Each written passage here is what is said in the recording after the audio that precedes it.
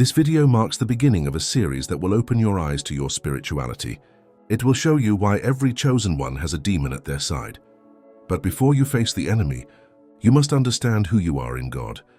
And that is precisely what we are doing here. If you recognize yourself in this conviction, persevere to the end, because what you hear here could change your perspective on your pain. And more importantly, on your mission. Being chosen by God doesn't mean living an easy life. On the contrary, it means pursuing a higher purpose, a mission that we often don't even fully understand. But it has already begun to transform you. The chosen one crosses deserts before seeing the miracle. He is rejected before being exalted.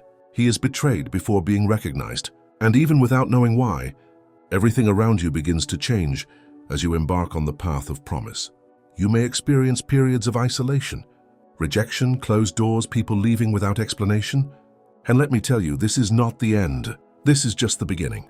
God is lifting you up. Before you reach your goal, prepare the ground. And it hurts.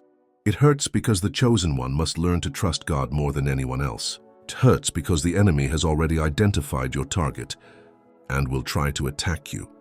With the help of those close to you. The chosen one is not perfect, but he is sensitive. He perceives with his mind what the eyes cannot see. He senses danger before it manifests. And that's precisely why it bothers him. The world doesn't understand him. People find him too dramatic, intense, and witty. But God understands you, for it is He who gave you this sensitivity. The call of the chosen one requires sacrifice, faith, and courage. Above all, this requires judgment, because the closer you get to your mission, the more the enemy will try to infiltrate. And the most dangerous enemy is not the declared enemy. He's the one who disguises himself. He's the one who pretends to support you, but hopes for your downfall. He's the one who smiles at you, but secretly works against you. Before we continue, if this post resonated with you, please follow these steps. Like it, subscribe to the channel, and leave a comment below. I was chosen and I stand by it. This will strengthen our community and help this post reach more people. Now, let's move on. Have you noticed that those who criticize you the most are usually those who know you best? Those who try hardest to discourage, belittle, or discredit you are those who have been with you for a long time. Yes, the chosen one must understand a harsh but liberating truth. Desire rarely comes from far away. It's just a stone's throw from your home and hasn't been there for long.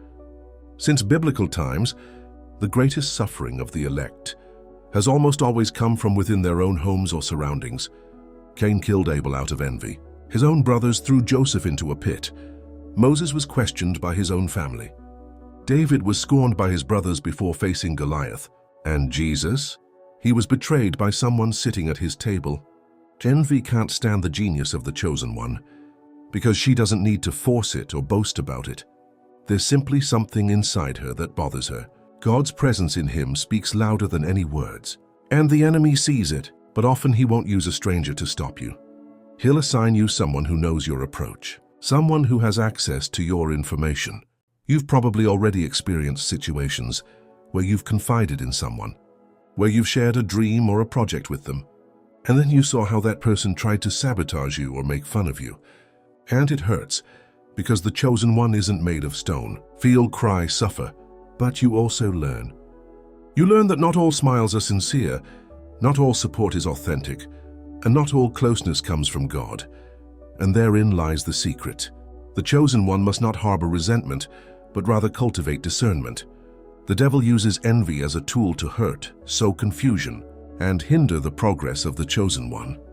But if you have a spiritual connection, you notice when the environment changes, when the energy overwhelms you, when the mood deteriorates. Even if no one says a word, intimate envy is insidious because it disguises itself as worry. The person says, "I only want the best for you," but secretly hopes it won't work. And the chosen one must be vigilant, not to become paranoid, but to protect themselves spiritually. For those who carry great promise within them need double protection. And if you are listening to this now and you remember situations or people who have distanced themselves from you, who have changed without reason, who have started avoiding you, or even who have spoken ill of you, then remember that this is not a coincidence. It is a spiritual reaction to what you carry within you.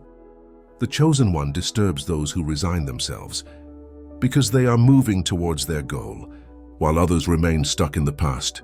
Your light reveals the darkness they refuse to abandon. But don't stand still, don't back down. Don't change because of the envy of others. For what God has given you is greater than any attempt at sabotage. Joseph's well couldn't stop the palace. Judas' betrayal couldn't stop the cross. And the cross couldn't stop the resurrection. You are the chosen one. And if they envy you, it's because they've already recognized it. The enemy rarely presents itself as such. He doesn't come with red eyes, a deep voice, or a smell of sulfur. No, he comes with a smile. He comes with an encouraging look. Kind words, advice that seems sensible, but gradually leads you away from what God has commanded you. The chosen one must understand this from the beginning. The devil is in no hurry. He has a strategy. Since Eden, he has played on appearances and disguise. He didn't pick the fruit from the tree or force Eve to eat it. He simply suggested it. He distorted things. He presented doubts wrapped in logic. And Eve fell not out of weakness, but because the enemy was convincing. It continues to behave this way today. It disguises itself as opportunity, when in reality it is a distraction. It disguises itself as love, when in reality it is an emotional prison. He pretends to be a friend, but he sows doubt, fear, and comparison. All of this seems trivial at first, but what seems insignificant today can become enormous later. This is precisely the enemy's most dangerous disguise. He speaks your language.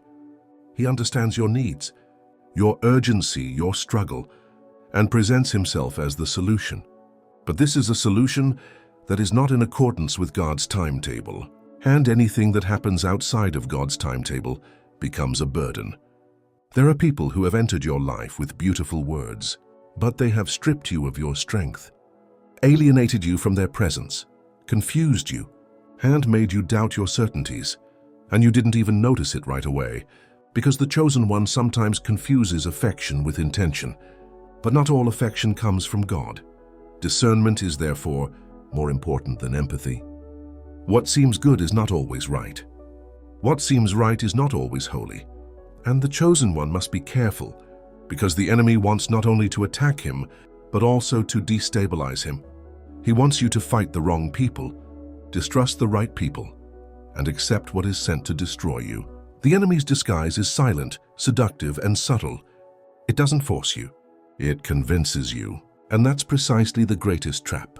If you decide to walk through a door God has not opened, beware, for the enemy fears neither your gift, nor your voice, nor your power.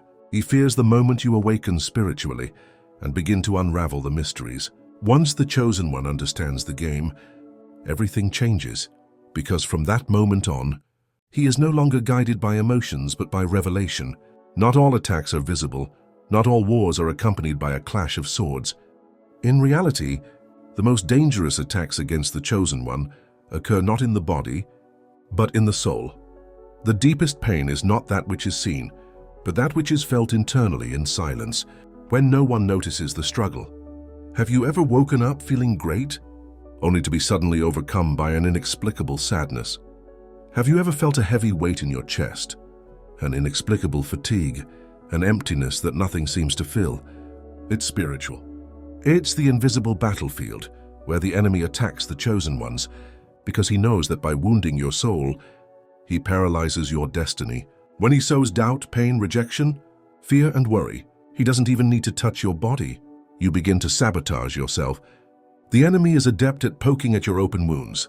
He rekindles your traumas, awakens your insecurities, and keeps you trapped in emotional cycles. All this without even leaving the spirit world.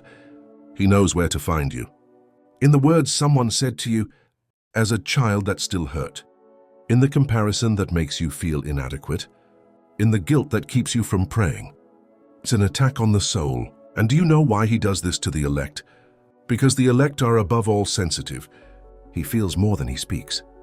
He acknowledges more than he explains. And because he feels so much, he also feels deeply hurt.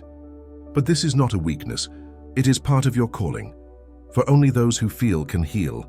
Only those who understand pain can bring comfort. But the enemy wants to use this gift against you. He wants to make you a prisoner of your own feelings. He wants to keep you in confusion, suffering, and instability, so that you can never find your way back to the right path. The chosen one must therefore learn to protect his soul. He must be careful about what he hears, what he sees, and what he lets into his heart. For not all wounds are caused by actions. It all depends on the words. And the enemy knows that one poorly chosen word can ruin an entire promise. But that's the secret. The same God who chose you also desires to heal your soul. He hasn't just called you to win external battles. He wants to regain control of your internal struggles, because a healthy soul hears God more clearly. A peaceful soul is not so easily manipulated, and a strong soul is invincible. Every elected official will sooner or later experience betrayal, neither through lack of faith nor through error of judgment. But because it is part of the process, the journey, every chosen one will sooner or later encounter the ghost of Judas. Jesus knew who Judas was. He knew the hearts of each of the 12. Yet he allowed Judas to sit at the table, that he would accompany her, that he would see miracles, that they needed him. For even the traitor, however painful, is part of the mission. Judas does not appear as an enemy. He presents himself as a disciple, like an ally, like someone close enough to know your routine, your steps, your confidence. And that makes the pain even more intense. It comes from behind, but from someone you let walk beside you. Maybe you've experienced it before. You trusted, you opened your heart, you shared your dreams, and you were betrayed. And the pain comes not from what the person did, but from the one who did it. The mind doesn't understand. The heart bleeds. Faith begins to waver. For the spirit of Judas not only hurts but sows confusion. One wonders then whether it is worth trusting again. This isolates you emotionally, and that's precisely what the enemy wants. But look at what Jesus did. He didn't arrest Judas. He didn't drive him out prematurely. He didn't publicly denounce the traitor, because he knew the betrayal didn't ruin the plan. It was part of him. The cross was only possible because Judas betrayed Jesus, and the resurrection only happened because the cross came first. The chosen one must learn this. Not all betrayals are meant to destroy you. Some serve to put you in a better position, to mature, to purify, to remove oneself from contaminated environments, to bring you closer to your destiny. Those who always depend on applause will never endure the silence of destiny. Judas represents the moment when the chosen one must renounce the need to be understood, accepted, or defended. It's when we realize that not all those who accompany us can carry the burden of our mission, and that's normal. Betrayal does not nullify the anointing. It reveals what was already hidden. The spirit of Judas is present, sometimes in people, sometimes in environments, sometimes in attitudes. They always operate in secret, with deception and hidden agendas. But don't worry. The one who called you already knew all this, and yet he chose you. What separates a chosen one from a distracted one? It's not strength, intelligence, or experience. It's judgment. In a world where everything seems beautiful, inspiring, and from God, the greatest danger lies in what seems true but is not. And this is where discernment is important. The chosen one must stop seeing only with the eyes of the flesh and begin to see with the eyes of the Spirit. Discerning is not judging.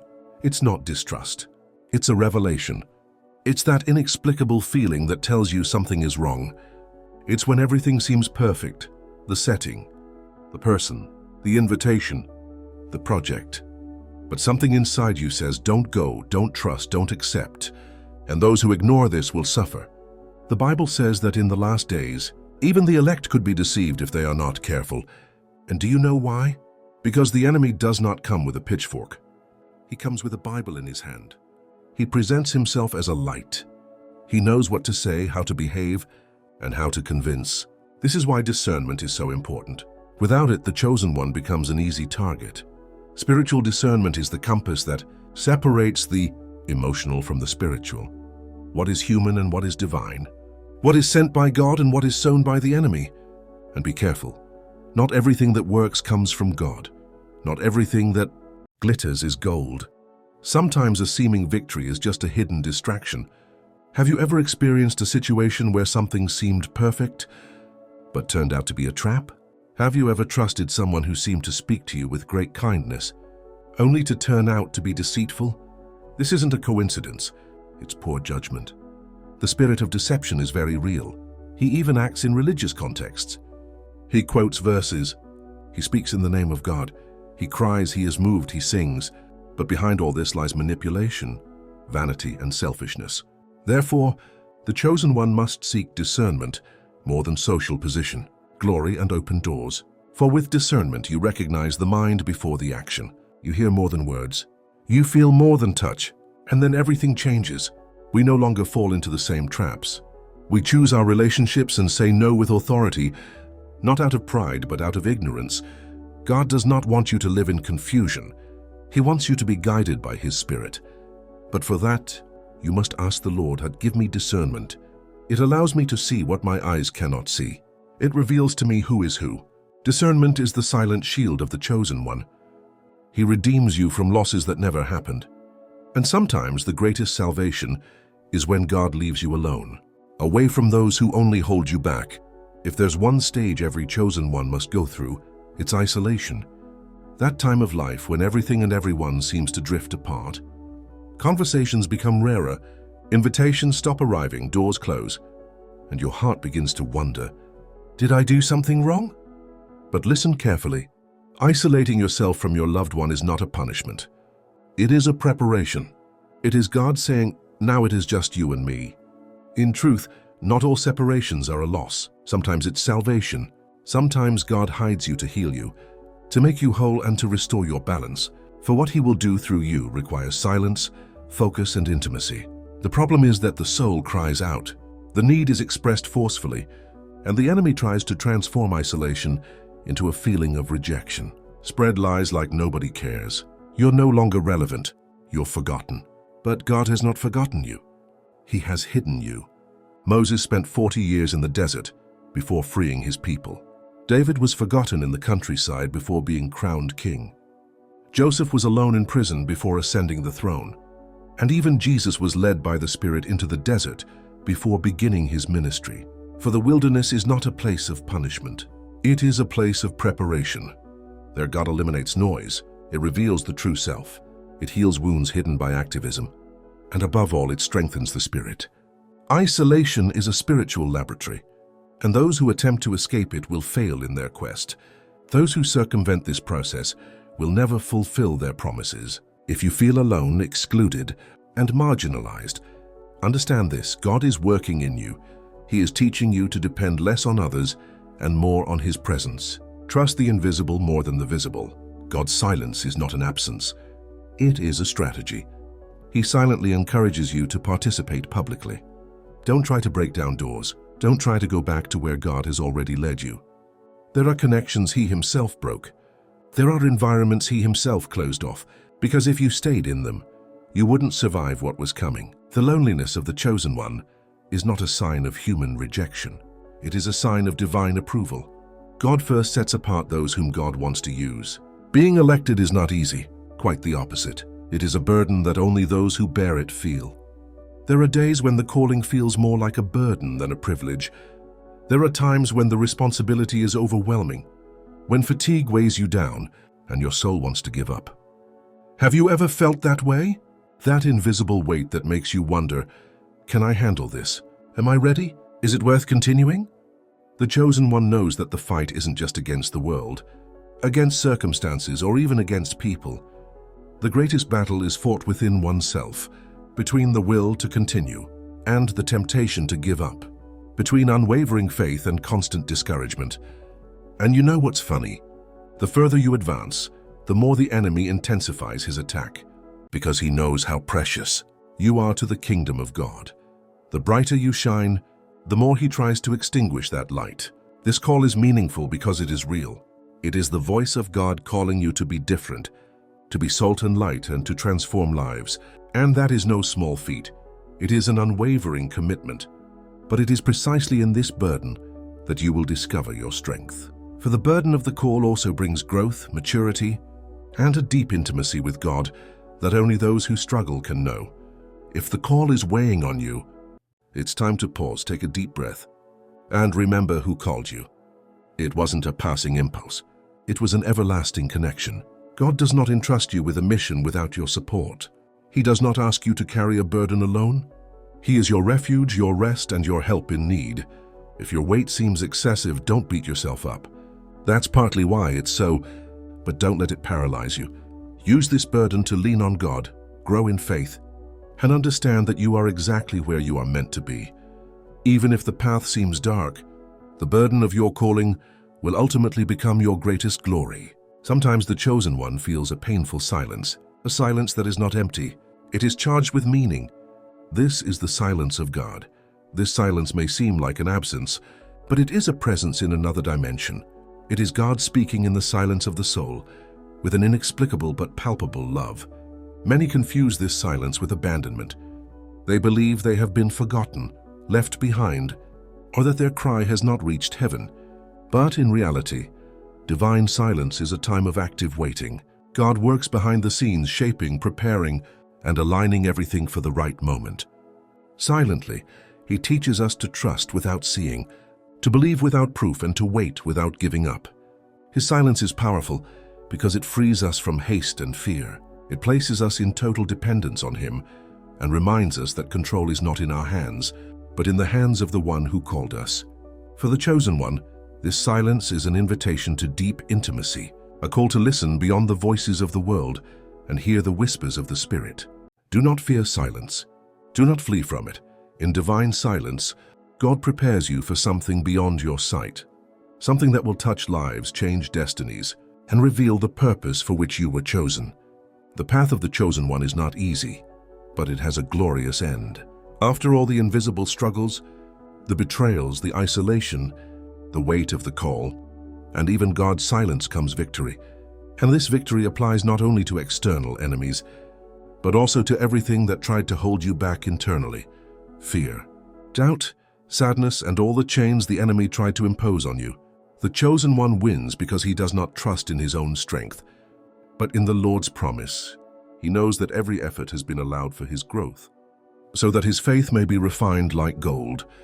The victory of the chosen one is living proof of God's faithfulness, that he never abandons his own, and that everything works together for the good of those who have been called according to his will. And this victory must be experienced, inspiring, liberating, and opening doors that previously seemed inaccessible. You who are listening, who have faced the hidden enemy, who have felt the weight of the call and the loneliness of the desert, know that victory is yours, for the chosen one never walks alone. The chosen one has God on his side, and with him no power can stand. Rise with faith, courage, and the certainty that the best is yet to come. Victory belongs to the chosen one, and it begins now within you.